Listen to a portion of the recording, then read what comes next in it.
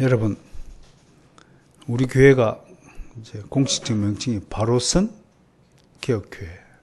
그 개혁교회가 뭐냐 보면 이제 넓은 의미에서 한번 얘기해 볼 수 있고, 또 하나는 좁은 의미에서 얘기할 수 있어요. 넓은 의미는 로마 가톨릭 교회에 반대되는 교회가 개혁교회예요.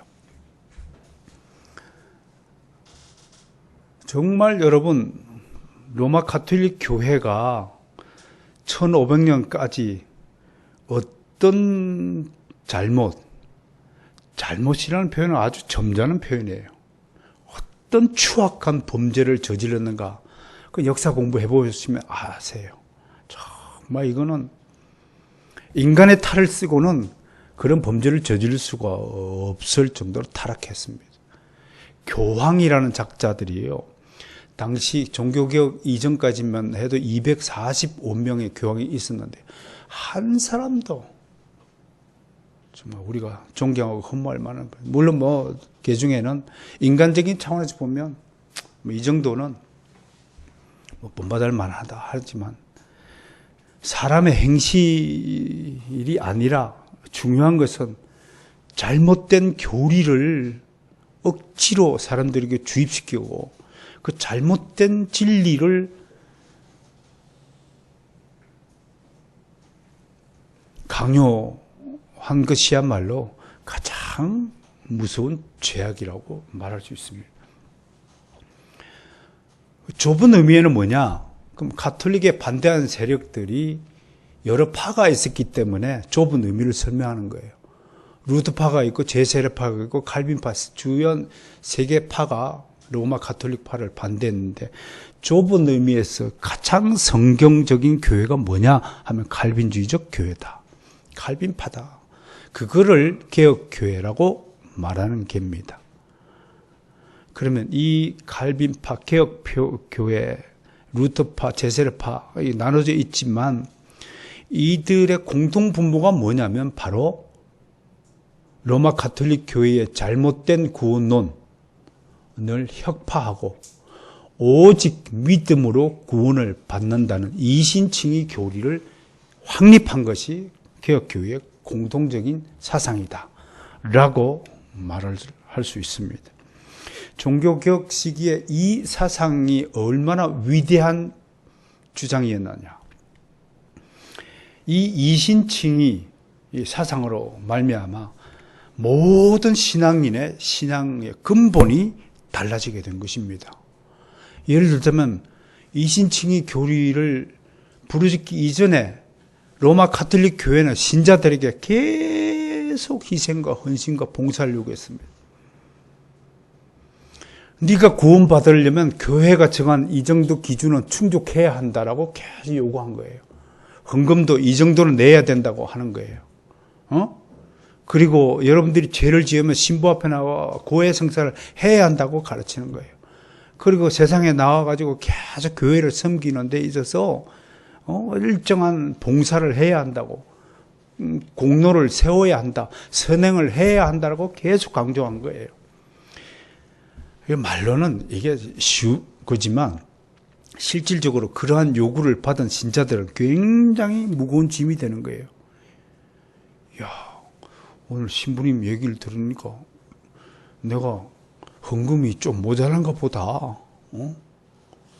나중에는 억지로라도 집을 팔아서라도 헌금을 채워야 되는 거예요. 기준선에 그 율법적 요구를 충족해야 구원을 받는다고 가르쳐 왔단 말이에요. 그런데 종교개혁가들이 나타나서는 성경의 가르침은 그런 게 아닙니다, 여러분. 성경은 오직 믿음으로만 구원을 받는다라고 얘기되어 있습니다. 왜? 인간은, 어떤 인간도 율법의 요구를 다 충족시킬 인간은 없기 때문에 그렇습니다. 그렇게 가르치니까 완전히 삽시간에 전 유럽의 그리스도인들을 바꿔놓은 거예요. 그 삽시간에 종교개혁의 열풍이 교회를 뒤덮은 거예요. 가톨릭 교회 입장에서는 청청병력 같은 소리입니다. 이게 썰물처럼 가톨릭 교회당 성당을 메웠던 사람들이 썰물처럼 빠져나가가지고 가톨릭 교회당 여러분 아시기 얼마나 어마어마한 시설을 갖추고 웅장합니까? 탑을 좁이 세우고 계단도 올라가는데 꽉 파이프 오르간 음악이 쭉 들리니까 막 감동이 돼가지고 막 사람들이 어떻습니까? 죄인의 특징이 뭐예요? 눈에 보이는 것을 쫓아가는 거예요. 귀에 들리는 함몰하는 거예요. 눈에 보이지 않는 영적인 일보다는 가시적인 것에 함몰이 되는 거예요. 얼마나 거룩합니까? 교회당 안을 문을 탁 들어보면 온갖 좋은 향기 냄새가 울려 퍼지고 향이 퍼지고 촛불이 켜지고 여러분 얼마나 그게 그렇게 보입니까? 그런데 사람들이 이 좋은 교회당을 다 버리고 저 천막을 쳐놓고 하나님의 말씀을 들으러 몰려가는 겁니다. 무슨 종교개혁가들이 세운 교회당이 무슨 변변한 교회당이 있었겠습니까? 숲속에서 설교 예배하는 겁니다. 강가에 모여서 예배하는 겁니다. 왜요? 여러분 마음에 무거운 짐을 내려놓는 것보다 더 홀가분한 일이 어디 있겠습니까? 그러므로 여러분 종교개혁이 무엇이겠습니까? 죄짐에 눌린 자들의 죄, 그 무거운 짐을 하나님이 벗겨 주신 것입니다. 여러분 북한에서 태어나서 자랐다고 생각해 보십시다.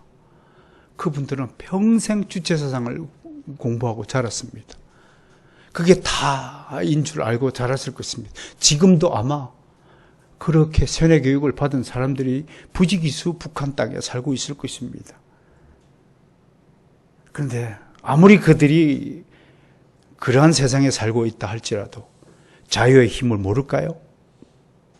내 가족의 소중함을 모를까요? 생명의 의미함을 모를까요? 본능적으로 알 것입니다. 자유가 얼마나 중요한가.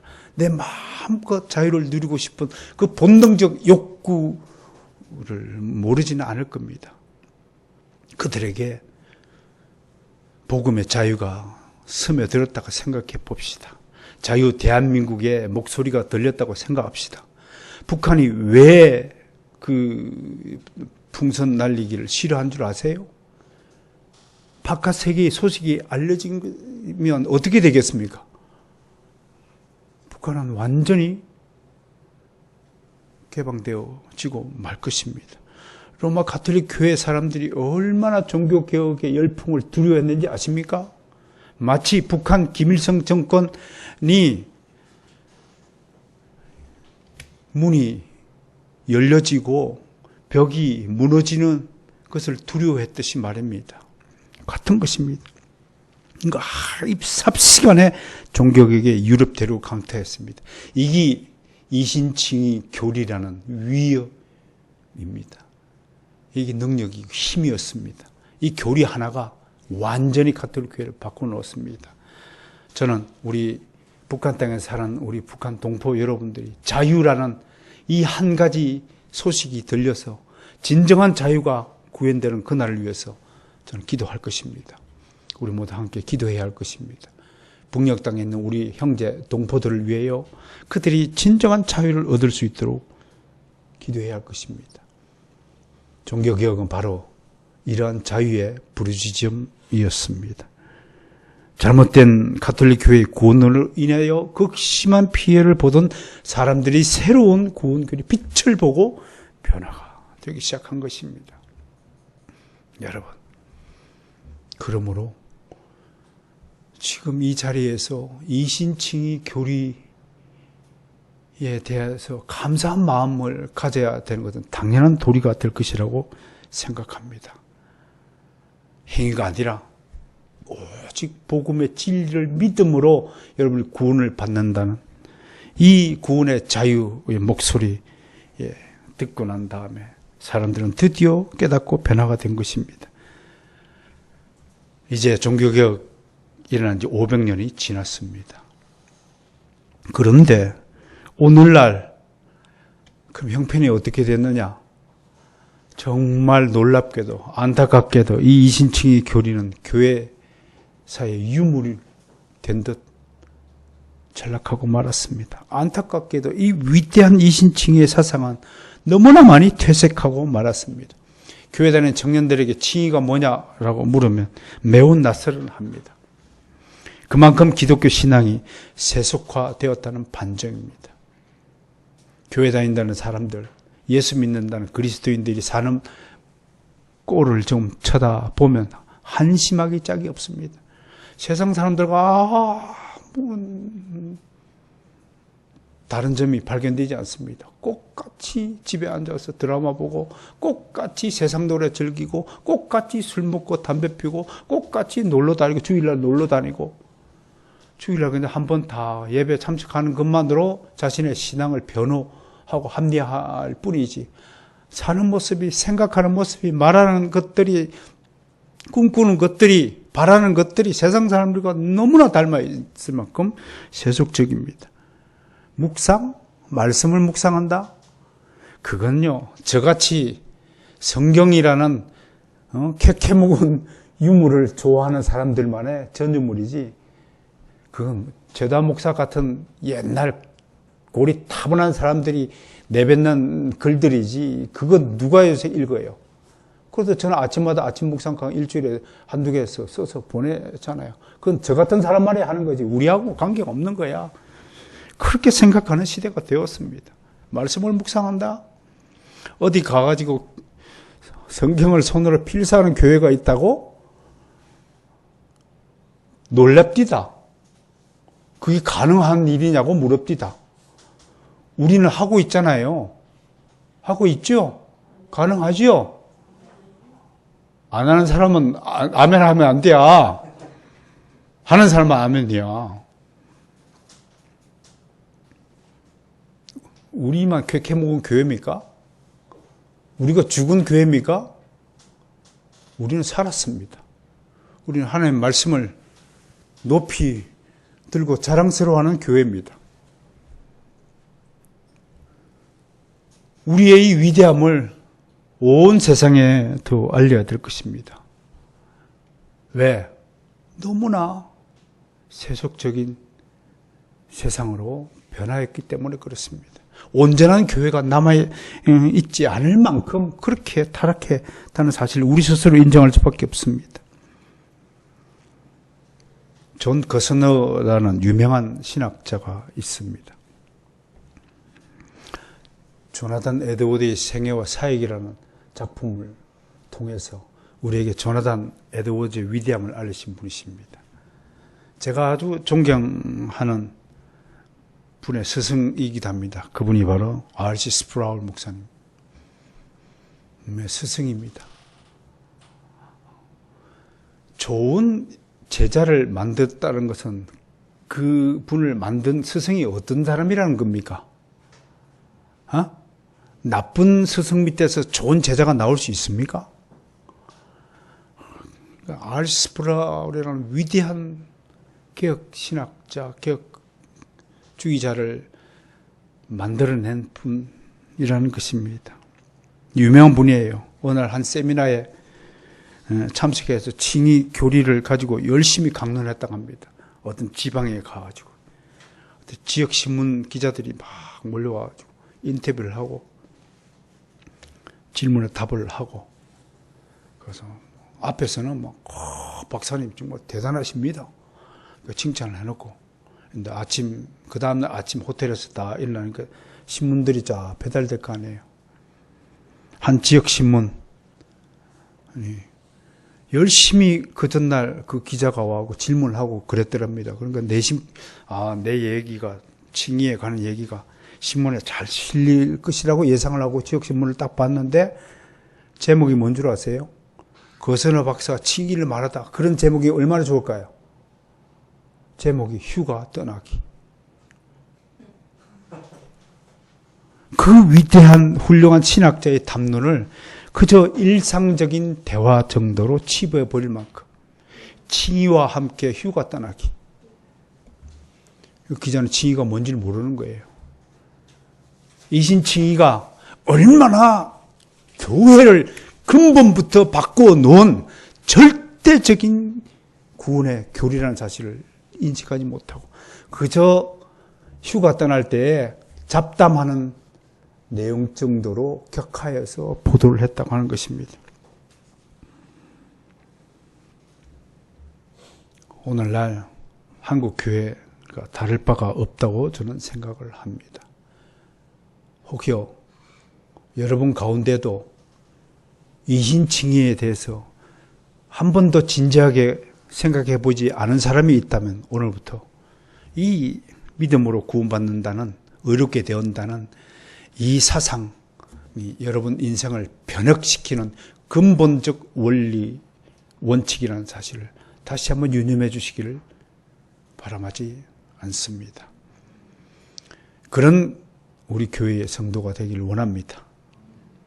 이 교리 하나 때문에 수많은 사람들이 목숨을 스스로 하나님께 바쳤다는 사실을 기억하셔야 됩니다. 이 교리를 지키기 위해서, 그리고 이 교리를 우리 후손인 우리 손에 물려주기 위해서 얼마나 많은 분들이 수고하시고 헌신했다는 사실을 잊지 말아야 됩니다. 자, 그렇다면 이제 이신칭의에 대해서 성경은 무엇이라고 말을 하는지 두 가지만 딱 요점만 찝어서 여러분에게 설명을 하겠습니다. 첫 번째, 이 칭의를 바로 알기 위해서는 항상 먼저 우리의 죄에 대해서 생각해 보아야 한다는 것입니다. 우리의 죄를 바로 알지 못하고선 칭의를 바로 이해할 수 없다고 하는 것입니다. 19세기 때의 유명한 개혁주의자 한 분을 소개합니다. 존 라일이라고 하는 분입니다. 이분이 지은 그 거룩이라는 책은 아주 베스트셀러입니다. 이런 책들 서재에 꽂아놓고 읽진 않더라도 눈으로만 보더라도 복이 될 줄 믿습니다. 존 라일의 거룩이라는 책에서 이렇게 한 구절을 제가 인용해 드리겠습니다. 죄에 대한 지식이 없이는 칭의나 회심이나 성화와 같은 교리들은 그저 우리 인간의 지성에 아무런 의미도 전달하지 못하는 단어나 명칭이 될 뿐이다. 다시 한번 설명합니다. 죄에 대한 바른 이해나 지식이 없이는 칭의, 성화, 회심 이런 교리들 실제적으로 아무런 효력이 없다는 것입니다. 오늘날 모든 이단과 거짓 교리들은 죄에 대해 잘못된 이해가 원인이라고 지적했습니다. 이단 교회도 자유주의 교회를 포함하였어요. 진짜 문제가 뭐냐면 가만히 예를 들어보면 인간에 대한 이해가 우리랑 완전히 다르다는 것을 생각합니다. 인간이 죄인이 아니라고 하는 것입니다. 이렇게 잘못된 진단을 하게 되면 어떤 결과가 나올까요? 잘못된 처방이 나오겠죠. 결국은 사람을 죽이는 결과가 이어지는 것입니다. 예를 들어서 심각한 악성 종양에 걸린 한 사람이 암 환자가 의사에게 진찰을 받으러 갔답니다. 그 자기 동네에서 제일 큰 병원의 의사한테 갔더니 의사가 진찰하더니 별거 아닌데요. 단순한 질병인데요. 라고 오진을 했다고 하는 것이에요. 지금 당장 수술을 받아야 지금 죽음 직전에 있는 환자에게 당장 수술을 받아야 살아날 가능성이 그나마 있을 터인데 그것을 잘못 진단을 했다고 칩시다. 심각한 결과가 나타 생명이 왔다 갔다 하는 문제가 되잖아요. 이단 교회가 바로 그런 것입니다. 이단 교회가 뭐가 회악이냐 하면 사람을 죽게 만드는 거예요. 그래서 우리가 이단 교회를 경계하고 그 위험성을 계속 경고하는 거예요. 참 신기한 것은 저도 생각을 해봅니다만 그러면서 왜 이단 교회가 사라지지 않을까요? 그런 질문을 스스로 던지면서 그냥 좋은 답을 하나 찾았습니다. 우리 속에 왜 우리는 건강해야 되는데 자꾸 병이 찾아올까 하는 질문과 같은 것이에요. 그렇다면 그냥 우리 속에 있는 모든 병마들을 다 하나님께서 다 처치해 주시고 우리를 그냥 건강하게만 만들어주면 너무 좋겠다고 생각을 한다면 하나님의 뜻을 왜곡하는 것이다. 왜? 하나님은 그런 방식으로 우리의 건강을 지켜가기를 원치 않습니다. 왜? 그렇다면 우리는 아무것도 안 할 테니까요. 그렇죠? 여러분, 자식들을 온실 속에서 키우면 안 된다는 말은 다 동의하시죠? 부정하지 않죠? 그런데도 자식을 온실 안에 키우죠? 그거예요. 자기 모순을 갖고 있잖아요. 마음은 원이로인데 육신이 약한 거예요. 원로는 이해하는데, 여러분, 교리 설교가 이런 거예요, 여러분. 여러분들이 민입이 없으면요, 목사님이 하는 소리는 다 오라. 다 인정하시죠? 제 입에서 통하는 하나님의 말씀을 부정하는 사람은 아무도 없어요. 그런데 그거를 내한테 적용하면 어떻게 돼요? 에이, 그래도 목사님 말씀대로는 살 수가 없어. 그게 여러분 타락한 죄성의 본능이, 반응이잖아요. 우리 자식은 강하게, 엄격하게 키워야 돼. 근데 내 자식은 그렇게 못 키우는 거예요. 그게 죄인의 한계란 말이 있죠. 다 그런 거예요. 잘못된 진단을 하게 되면 처방을 하는 거예요.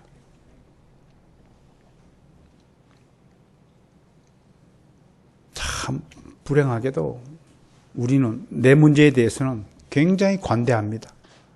내 자식의 문제에 대해서는 굉장히 관대합니다.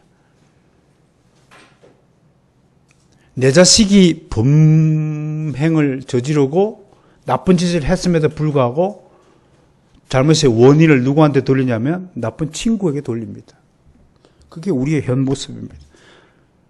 꼭 같이 우리 스스로에게 적응해 보면, 여러분, 잘못은 나한테 있음에도 불구하고 너 때문에 내가 잘못을 저지를 수밖에 없다라고 자꾸 돌립니다. 얼마나 나쁜 짓인가요? 좀 우리 솔직해질 수 없나요? 모든 원인이 누구한테 있습니까? 저한테 있습니다. 이것을 깨닫는 것이 여러분이 어렵게 되는 첫 출발점이라는 사실을 강조하는 것입니다. 사도 바울이 여러분보다 더 거룩하게 살았습니까? 거룩하지 못하게 살았습니까? 우리가 사도 바울처럼 살 수 있다고요? 저마저도 엄두도 낼 수 없는 분입니다. 그럼에도 그분은 자기 스스로를 내가 죄인의 괴수라고 칭하였습니다. 이거 어떻게 된 겁니까? 어제 어떤 학생이 고등학 2학년인데 늘 전교 1등 하는 아이가 또 100점을 받아와서 제 앞에 상담을 좀 했어요. 그 어떤 강연자 얘기 들으니까 다른 사람 칭찬할 때 잘했다 하는 것은 칭찬이 아니라고 합니다. 좋은 말입니다. 그건 평가이지 칭찬이 아니라고 합니다. 칭찬은 다른 사람이 훌륭한 일을 했을 때 놀라는 것이 칭찬이랍니다. 오, 놀라워라. 그게 칭찬이에요. 잘했다는 평가하는 거예요. 정말 나는 그 아이에게 놀랐습니다. 야, 난 정말 네가 놀랍다. 나도 공부를 했지만 너처럼 100점 딱 한두 번 맞은 기억은 있지만 너처럼 늘 100점 맞지는 못한다. 어떻게 그게 가능하니? 칭찬했습니다. 그런데 그 아이가 뭐라고 대답한 줄 아세요? 확실히요. 다릅디다. 공부 잘하는 애들은 말이 다르고 생각이 다릅디다. 다른 사람은 내가 잘나서 공부 열심히 해서 그렇습니다. 그렇지 않나요? 문제가 좀 쉬웠습니다. 야, 다릅디다. 떡잎부터 알아본다고 하더니. 사람들은요, 예수 믿지 않는 사람들이 대부분은 자신을 어떻게 평가하는 줄 아세요? 자기 선하다고 생각해요. 나는 착한 사람이고 선한 사람이라고 해요. 정말 세상에서 뻥도 그런 뻥이 없습니다. 로마서만 읽어보더라도 얼마나 부끄러워해야 할 존재인지 알 텐데 말입니다. 차별금지법 발의하고 제안한 특정 정당 이름 내가 거론하지 않겠습니다만 인간의 존엄성은 근거가 없는 얘기이기 때문에 인간만 특별하게 거룩한 존재다, 존엄한 존재다라고 말해서는 안 된다고 하는 것입니다. 그럼 뭐예요 이게? 개나 사람이나 다 같이 차별하지 말아야 된다는 얘기입니까? 너무 어이가 없어서 제가 할 말을 잃어버렸는데, 불신자들이 이렇게 스스로를 착각하고 있습니다. 여러분이 어렵다함을 받은 것은 하나님께서 여러분에게 여러분 스스로가 내가 죄인 중에 가장 큰 죄인이라는 사실을 깨닫게 하신 선물을 주셨기 때문에 여러분들이 지금 의롭다 하는 평가를, 칭함을 얻게 되었다는 사실을 잊지 마시길 바랍니다. 그럼 우리는 정말 행복한 사람들입니다. 왜? 내가 죄인이라는 사실을 알게 된 인물이라서 정말 행복하다는 사실을 하는 것입니다. 성경은 분명히 이렇게 선언하고 있습니다. 로마서 3장 9절과 12절 제가 읽어드리겠습니다. 지난번에 읽어드렸으니까 눈을 감으시고 한번 음미해 보시기 바랍니다. 그러면 어떠하냐? 우리는 나으냐? 결코 아니다. 유대인이나 헬라인이나 다 죄 아래에 있다고 우리가 이미 선언하였느니라. 기록된 바 의인은 없나니 하나도 없다. 깨닫는 자도 없다. 하나님을 찾는 자도 없다. 다 치우쳐서 함께 무익하게 되고 선을 행하는 자는 없나니 하나도 없다. 여러분 인정하십니까? 이 말씀의 반기를 들고 저는 아닙니다. 하나님 앞에 한가할 자가 있습니까? 한 사람도 없습니다. 지금 그런데 이 사도 바울의 편지에 있는 내용이죠. 로마서는요. 사도 바울이 지금 누구한테 이 소리를 하는 겁니까? 자기가 어렵다고 생각하는 유대인들을 앞에 놓고 지금 얘기하는 거예요. 그것도 유대인 지도자들을 앞에 놓고 이 얘기하는 거예요. 니들이 낫다고? 아니야. 우리 모두 똑같이 하나님 앞에 죄인이야. 그 얘기하는 거예요. 그럼 그 얘기 지금 누구에게 얘기하는 거예요? 자기를 의롭다고 생각하는 현대인들에게 그대로 적용되는 말씀이에요. 여러분 이제 우리가 어떤 존재인지 이해가 됐습니까? 칭의를 말하기 전에 반드시 우리는 죄인이라는 사실을 인정하시길 바랍니다. 그렇지 않으면 완전히 다른 결과를 낳습니다.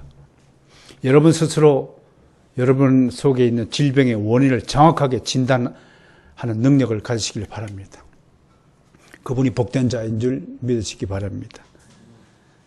가장 그러므로 세상에서 불쌍한 사람이 누구냐? 자기가 죄인인지도 모르고 사는 사람입니다. 감옥에 갇힌 사람이에요. 가장 불쌍한 죄수가 누구냐면 자기가 지금 감옥 안에 있다는 사실을 모르고 감옥 생활을 하는 사람이라고 할 것입니다. 여러분, 우리의 처지를 불쌍히 계신 하나님께서 우리에게 네가 죄인이지만 네가 죄인이라는 사실을 인정하는 순간에 내가 너를 의롭다고 칭하여 주셨느니라. 이 복을 받은 줄 믿으시기 바랍니다. 두 번째로 성경은 칭의는 누구의 행위라고 강조하냐면 우리의 행위가 아니라 하나님의 의로운 행위라고 하는 것입니다. 칭의는 누가 의롭다고 해주는 것이라고요? 하나님께서 죄인인 우리를 의롭다고 하신 하나님의 은혜로운 행위라고 하는 것입니다. 칭의는 인간의 행위나 공로와 관계없이 하나님께서 일방적으로 선포하신 하나님의 선언이십니다. 오직 하나님만의 의로운 판단이시자 뜻이자 거룩하고 완전한 행위라고 하는 것입니다. 비유하자면 재판장을 한번 비유해 봅시다. 원래 칭의라는 용어가요, 이 라틴어에서 법정에서 사용하는 법정 용어입니다. 요새 우리 세상에서 수명자라는 법률 용어 가지고 그걸 누가 만들어내냐. 그 군대 안 가본 사람은 절대로 사용할 수 없는 용어다. 그랬더니 또 뭐 여자 법무부 장관이 그럼 남자만 쓰는 전유물이라고 어디 써 있습니까? 여자는 못 씁니까? 이렇게 또 항의하고 합니다. 이렇게 수명자 이런 용어들이 법적 용어입니다. 징이라는 용어가 그런 것입니다. 우리는 피고인입니다. 누가 우리를 고소했나요? 사탄이가 우리를 고소해요. 그 봐라, 네가 하나님의 의롭다고. 욥을 누가 고소했어요? 하나님에게. 사탄이가 고소했잖아요. 욥이 하나님께 충성한다고요? 항상 사탄의 특징이 뭐예요? 빼딱하게 이렇게 서서 쳐다봐도 똑바로 안 쳐다보죠? 비스듬히 쳐다보죠. 흘기며 쳐다보죠. 그리고 항상 정정당당하게 말하지 않고 어디를 돌아가며 얘기한다고요? 모퉁이 돌아가면 이제 제 설교 익었네. 항상 요 좌파들은 모퉁이를 돌아가면서 썩 그래도 그게 아니지. 그렇게 얘기하고 앞에서는 말하지 않고. 그게 특징이죠.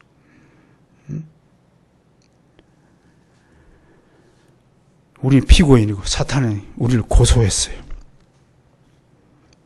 하나님이 재판장이시고 두 가지 판결이 있는 거예요. 그렇죠? 하나는 유죄, guilty. 하나는 무죄, innocent. 두 가지 재판이 있는 거예요. 이걸 신학적으로 얘기하면 유죄는 뭐예요? 지옥. 무죄는 천국. 또 다른 말로 하면은 유죄는 정죄. 하나님의 진노 아래에 있다. 그렇게 표현할 수도 있고, 무죄는 바로 의롭다, 칭함을 받는 판결인 거예요. 그걸 비유할 수 있는 거예요. 그게 칭의의 선언인 거예요. 그러니까 무죄의 선언이란 말이에요. 무죄 선언을 받았으면 그 효력이 영원할까요? 일시적일까요? 한 3년만 무죄 효력이 있을까요? 아니에요. 영원한 것이다. 그러므로 칭의를 신학적으로 이렇게 따라서 합시다. 재판을 한 번 선언합니까? 두 번 선언합니까? 한 번이면 족하죠? 한 번이면 끝나는 거예요. 그걸 단회적 선포다. 따라서 단회적. 이해되십니까? 자, 한 번 선포된 법정적 재판장의 선언은 영원합니까? 일시적입니까? 그 영원한 효력. 영원한 효력. 중도에 이것을 잃어버릴 수 있습니까? 없습니까? 없으니까 뭐예요? 구원의 상실입니까? 구원의 보존입니까? 따라서 구원의 보존. 이게 칭의라는 교리가 연결되어 있는 신학적인 문제들이라는 사실을 이해할 것입니다. 앞으로 책을 읽으실 때 이런 용어가 나오면 이런 용어가 그런 뜻을 갖고 있구나 라고 생각합니다.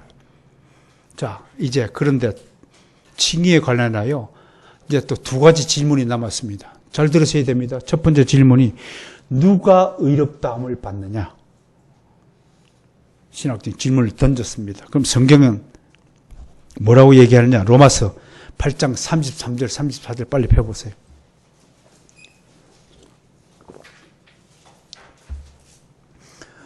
자, 칭의를 받지 못한 사람들의 입장에서는 당연히 이런 질문이 떠올라야 할 것입니다.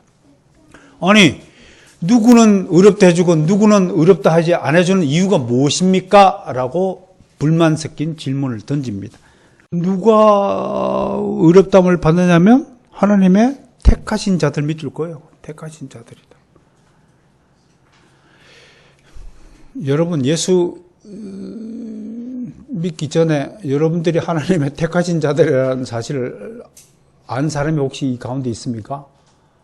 혹시 믿음을 받기 전에 여러분들이 내가 하나님의 택감 받은 사람이다라고 깨달으면 그 귀신입니다. 사람 아닙니다. 하나님이 은혜를 주셨어. 믿고 보니까 우리가 영원전에 하나님의 자녀로 택함을 받아 상태였구나. 그런데 1958년 1월 3일 날 이 땅에 태어나게 하시고 불신자 가정에서 22대째 우상 숭배의 집안에서 태어나게 어떤 사람이 있었어요. 이름까지는 어떤 사람이 있었어요. 그런데 하나님께서 딱 정한 시기가 있었나 봐요. 내 귀에 복음이 들리도록 하는 정한 때, 그때 7살 때, 여름 아침에 방학 때 땡그랑 땡그랑 건너무 아래 들리는 교회 종소리가 이끌려서 교회당 문을 들어서게 된 그때를 저는 선연하게 저거 아니죠. 참 어떤 사람이 기억하고 있습니다. 왜 그 아이 7살짜리 아이 그 귀에 그 종소리가 들리게 해서 교회당으로 이끌었을까요? 알고 봤더니 성경은 창세전에 그가 택함받은 하나님의 자녀였다는 것입니다. 그렇다면 누가 지옥 갑니까? 신학적으로 하나님의 뜻으로 풀이하자면 하나님께 택함받지 못한 자는 지옥 간다. 그러면 우리 주변에 하나님의 택함받은 자와 하나님의 택함받지 못한 자가 있다 없다? 있다. 그러나 우리는 안다 모른다? 왜 모를까? 알게 되면 다 죽는 거예요. 알게 되면. 만약에 내가 택함받지 못한 사실을 알게 됐다 칩시다. 그럼 택함받은 자들을 그냥 둘 수 있는 사람이 얼마나 되겠습니까? 이 씨는 음료수가 아닙니다.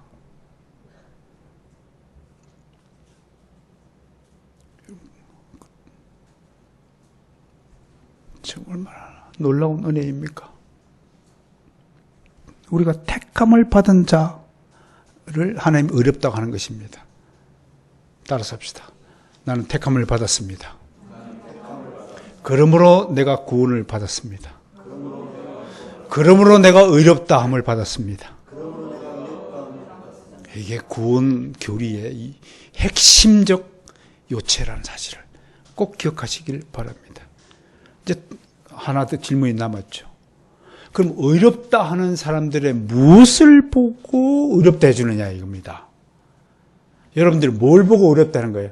택한 자이기 때문에 신분 때문에 의롭다 칭해주고 여러분들은 또 무엇을 보고 의롭다 하느냐?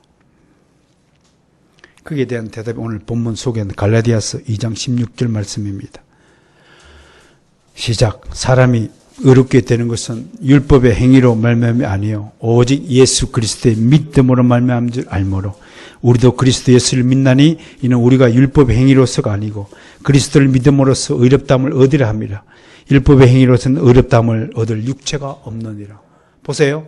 영혼전에 택하여 줬어요. 그 택한 사람을 언제 불러요? 예수 그리스도를 믿음으로 우리를 불러주신 거예요. 우리가 택함을 받은 백성이라는 자는 하나님의 자녀라는 자가 언제 깨달아요? 예수 그리스도를 믿을 때 깨닫도록 하나님이 다 예정해 두신 거예요. 그 주인공들이 바로 저와 여러분입니다. 여러분들은 영원전에 하나님의 자녀로 택함을 받아서 이 자리에 앉아 있는 것입니다. 그냥 알든 모르든 간에요. 하나님의 위대한 은혜의 섭리가 이 자리에 있다는 사실을 믿으시길 바랍니다. 여러분, 구원의 확신이 굉장히 중요하지요. 그러나 난 여러분들에게 분명히 말씀드립니다. 가장 큰 구원의 확신은 여러분들이 이 자리에 앉아 있는 것 자체가 구원받은 결정적인 증거라는 사실을 믿으시길 바랍니다. 여러분들이 어떤 사람을 이해하고 포용하고 그 사람들과 화목해지기를 원한다면 그 사람의 무엇을 한 것에 대해 관심을 가지 말고 지금 그 사람의 그 마음, 그 믿음을 사랑해 주시길 바랍니다.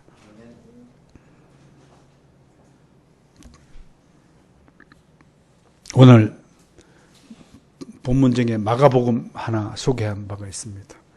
부자가 예수님께 찾아왔지요. 저는 어렸을 때부터 율법을 다 지켰습니다. 가난한 사람 도울 만큼 돕고 다 지켰습니다. 그래가지고 언제 뭐 더 하면 영생을 얻었습니까? 참 건방지기 짝이 없는 친구죠. 돈 좀 있다고 그죠? 제가 할 거 다 했는데 이제 뭐 좀 더 하면 돼요. 그때 예수님이 뭐래요?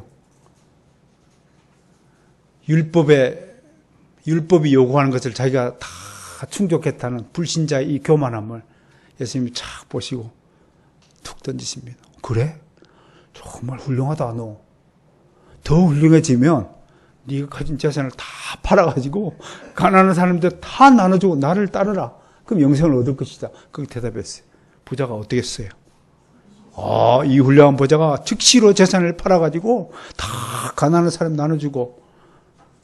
그런 분이 교회사에 있어 없어요? 누구죠? 왈도라는 사람이, 피터 왈도라는 분이 그랬어요. 이 구절을 읽고 다 팔아가지고 거지가 됐어요. 근데 이 부자는 어떻게 됐을까요? 다 팔았어요? 아니요. 어떻게 돌아갔어요? 내가 율법을 다 지키는 거 어려운 자인 줄 알았더니 더 높은 수준의 율법을 얘기를 들으니까 지킬 수 있어요, 없어요? 없으니까 근심하여 돌아갔다라고. 여러분, 율법의 행위로서는 어렵다는 육체가 하나도 없다는 사실을 믿으시길 바랍니다. 그건 신앙이 아니에요.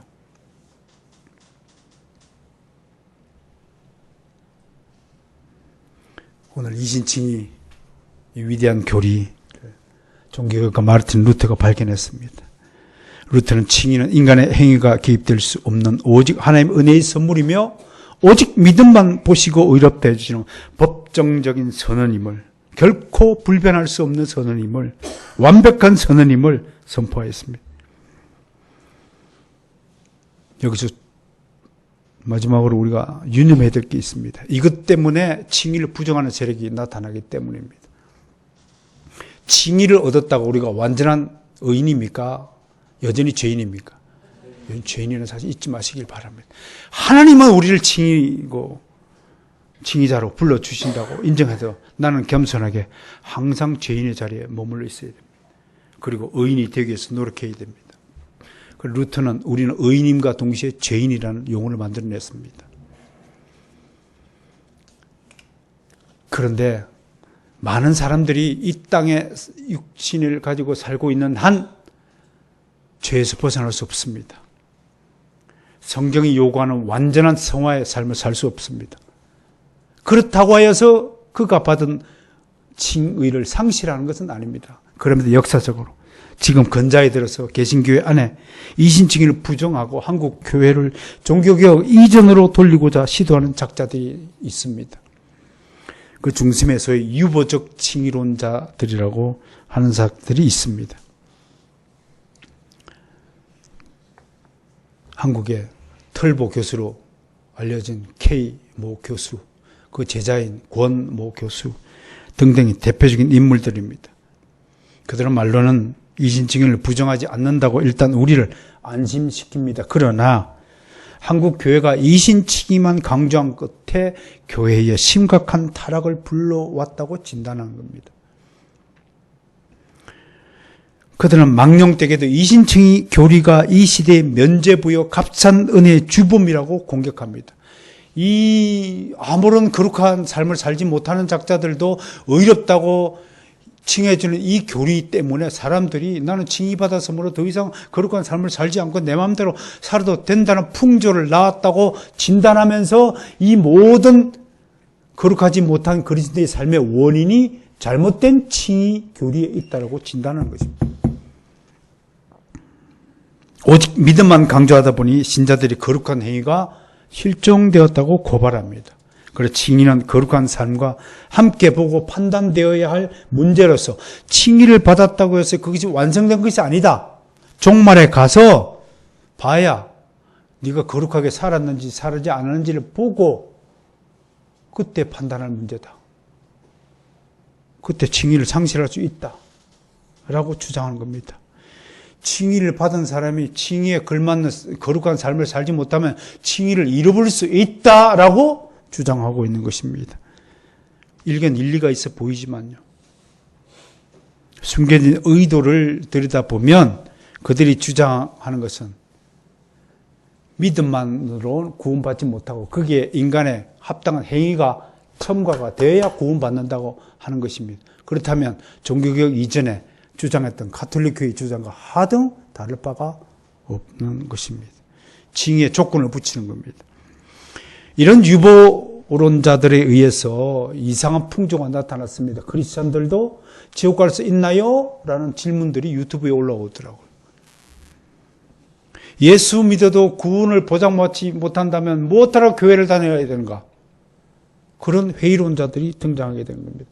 여러분, 이렇게 잘못된 진단, 잘못된 주장 하나 때문에 나타나는 악 영향들이 얼마나 심대하게 끼치는가를 기억해야 됩니다. 징의는 하나님이 우리에 관하여 무엇인가를 판결하고 선언하는 행동입니다. 우리의 네가 도덕적이냐, 네가 거룩하냐, 그것 보고 우리를 칭의로 판단해 주신 분이 아니십니다. 우리가 하나님의 자녀이기 때문에 그냥 어렵다고 쳐주시는 것입니다. 자녀이기 때문에. 여러분, 자녀 낳았잖아요. 자녀라고 다 똑바른 자녀가 나타납니까? 그래도 자녀라는 사실은 신분을 변하지 않는 것입니다. 내 자녀이면서도 거짓말하고 맨날 게으르피고 놀러 다니고 엉뚱한 짓 하고 사고치고 벌금 물고 허구한 날 내 아는 어떤 목사님 부부는 아주 연례행 사람이다. 파출소 가는 게. 그런 자식도 있는 겁니다. 어디 뭐 사고만 쳐오는 겁니다. 어느 날 갑자기 그냥 가출하고 사라졌더니 옆에 여자애를 끼고 왔더니 여자가 배가 이렇게 불러왔더랍니다. 참 대책 없죠. 뭔 얘기인지 아시겠어요? 자식이라고 다 효자 아니라는 사실을 너무 알고 있어요. 그렇다고 그 자식이 내 자식 아닙니까?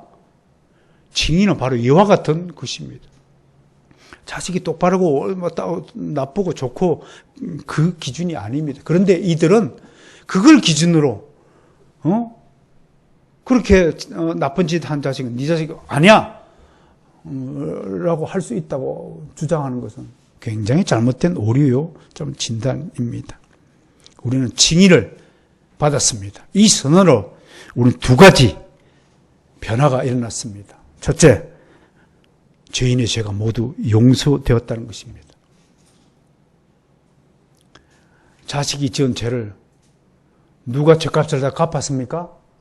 예수 그리스도가 아버지께서 직접 십자가에 달려 다 갚으셨기 때문에 내가 아무리 나쁜 짓을 해도 나는 죄값을 갚을 필요가 있다 없다? 없다. 밭을 샀어요. 밭을 샀으면 밭값을 물어줬어요. 더 이상 물어줄 필요가 있어 없어요? 없어요. 내 거니까. 내 거를 내가 뭐 해치든 간에 그건 내 권한이지. 우리는 하나님의 것이라는 사실을 믿으시기 바랍니다. 우리 이제 그리스도의 것입니다. 사탄이가 물어내라 말라 우리에게 요구할 권한이 전혀 없습니다. 이미 값을 다 지불했기 때문에 그렇습니다. 두 번째, 우리가요 의롭다고 칭함을 얻었다는 것은 의인으로 신분을 가졌다는 거예요.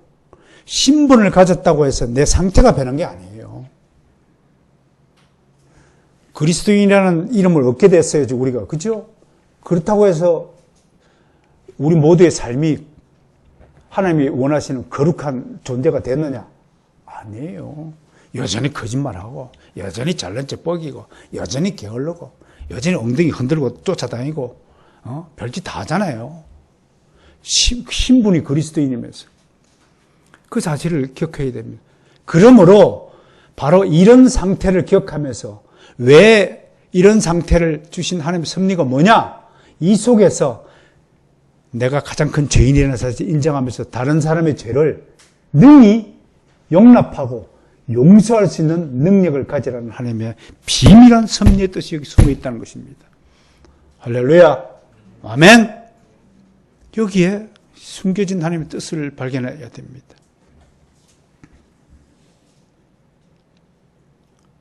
우리가 보기엔 굉장히 큰 죄인인 것 같지만 하나님이 무지하심으로 그 사람은 더 이상 죄인이 아니라는 사실을 판단해야 됩니다.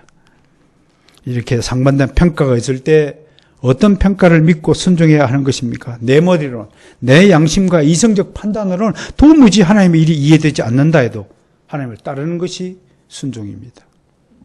아브라함이 자기 머리로 이해해서 자식 이삭을 번제로 바쳤습니까? 하나님이 바치라니까 바친 거예요. 그게 신앙이에요. 그런데 타락한 인간은 항상 내 머리로 먼저 이해하려 듭니다. 이해는 신앙의 영역에 포함되지 않습니다. 우리가 믿음에서 자라지 못하는 것은 자꾸 내 머리로 이해하려고 합니다. 집에서 기르는 애완동물이요. 주인의 명령에 대해서 제 모델은 이해가 안 돼요. 그건 부당한 명령이에요. 그렇게 불순종하고 자꾸 대들면 어떻게 해야 돼요, 주인이요? 개를 계속 키워야 됩니까? 추방해야 됩니까? 개시장에 갖다 팔아야죠. 인간이 하나님이 이래서 제 머리는 제 상식으로 이해가 안 돼요. 그러면 아브라함이 이삭을 왜 바쳤을까요? 바칠 수 있었을까요? 못했어요. 이해 안 되지만 믿는다. 왜?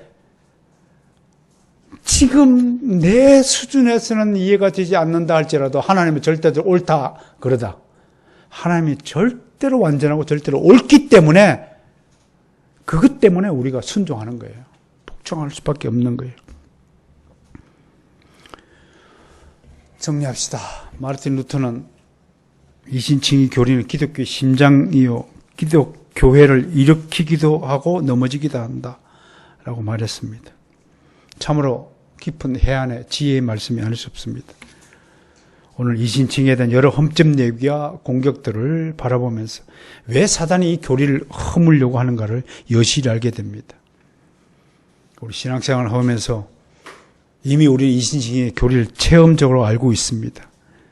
모든 그리스도인은 성령 세례와 함께 불같은 그 무엇이 내 안에 임하면서 회심하고 회개하고 밤새 뜨거운 눈물을 흘렸던 것을 기억하실 것입니다. 저만 그러지 않고 여러분 모두가 그런 체험들을, 첫사랑의 체험들을 다 가지고 있을 줄 믿습니다. 하나님의 은혜에 목이 메어서 밤새 울었던 기억들이 있을 것입니다. 이런 우리가 이신칭의의 교리를 손에서 놓을 수 있다고 봅니까? 천만에요. 우리는 절대로 이제 이신칭의 교리를 손에서 놓을 수 없는 사람들이 되었습니다. 오늘 말씀 중 마지막으로 하나 더 추가할 것은 우리 율법을 순종한 일에 철저히 실패했다는 사실도 잊지 말아야 할 것입니다. 율법은 우리에게 이를 행하면 그로 말미암아 살리라고 요구했습니다. 이 말씀대로라면 우리는 영원히 생명을 얻지 못합니다. 영원히 죄사함을 받지도 못합니다. 그러면서 하나님은 우리에게 율법을 넘어서 율법에 완전히 순종할 수 있는 새로운 길을 제시해 주셨습니다. 그것이 바로 복음입니다. 우리가 복음의 길을 제시해 줬습니다. 이 복음 안에서 율법이 성취되었습니다. 율법이 완성되었습니다. 우리가 율법을 완전히 지킬 수 있는 길이 생겼습니다.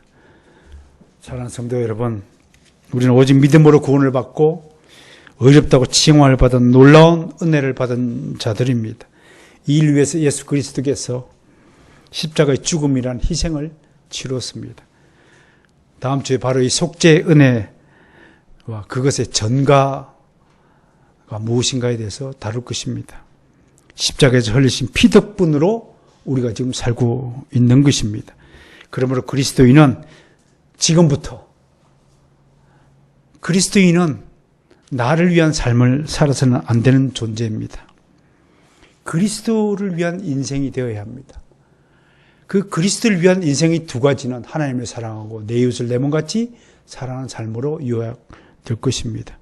누구든지 자기를 부인해야 천국에 갈 수 있듯이 누구든지 이기적인 자기 인생을 버리고 하나님 나라의 영광을 위하여 인생의 목적을 둘 때 여러분들에게 복이 나타날 것입니다. 하나님께서 여러분들을 축복하실 것입니다. 그런 멋진 성숙한 그리스도인들이 되시기를 주의 이름으로 축원합니다.